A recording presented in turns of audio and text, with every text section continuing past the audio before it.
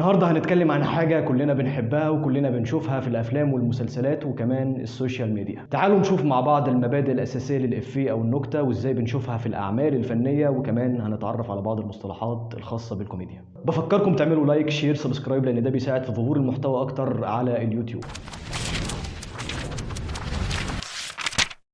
والمبدأ الأول هو السمبلسيتي. أول حاجة لازم تكون النكتة بسيطة وسهلة الفهم، زي ما بنشوف في الأفلام الكوميدية الإفيهات بتبقى بسيطة وسهلة عشان تضحك. يعني مثلا في فيلم اوعى وشك منة شلبي بتقول لأحمد عيد لو سمحت اطلع بره وسيبه يستريح، فبيرد عليها وهو متأثر قوي ما اقدرش اسيبه عشان لا قدر الله معاه مفتاح الشقة. كمية ضحك في المشهد ده مش معقول. بعدها المواقف وردود الأفعال البسيطة والعصبية في نفس الوقت واللي بيكون لها تأثير كوميدي كبير، زي رد فعل الكابتن رضا عبد العال في الفيديو ده. يا لهوي يا لهوي يا لهوي. والمبدأ الثاني هو التايمينج. التوقيت هو كل حاجة في الإفيه أو الكوميديا بشكل عام، يعني ما تحاولش أكتر من اللازم. الشخص المرح أو الكوميدي ما بيبذلش مجهود كبير عشان يفرض الكوميديا على الناس. يعني ما ينفعش 24 ساعة تعليقات كوميدية ودمك خفيف، لا، حاول تدخل في نقاشات جادة مع الناس لحد ما تيجي اللحظة المناسبة اللي تقول فيها الإفيه. والمبدأ الثالث هو السربرايز إليمنت، يعني الإفيه لازم يكون فيه عنصر المفاجأة، وهي إن أنت تختار الكلمة اللي محدش متوقع إن أنت اللي هتقولها، زي المشهد ده.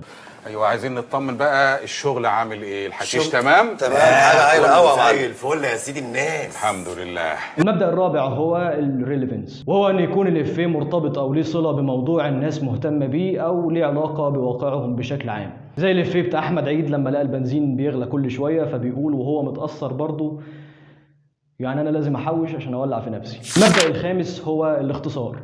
اظن كلنا متفقين ان مفيش اسوأ من نكتة طويلة ومملة.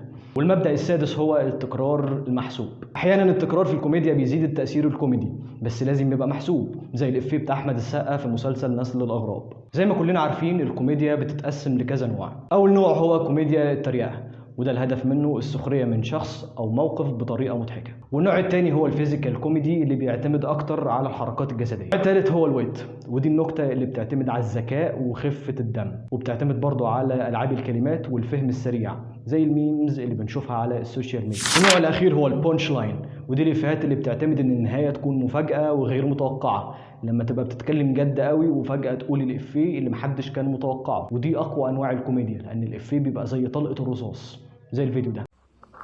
يا جماعه عايزين كلنا نقول لاحمد السقا كل سنه وهو طيب، يا رب يديله طول العمر بالصحه والنجاح. وانا عايز اقول لكم حاجه بقى، شهاده للتاريخ، والله العظيم مهما كان جوايا هموم، مجرد ما اقعد مع السقا بتزيد همومي اكتر.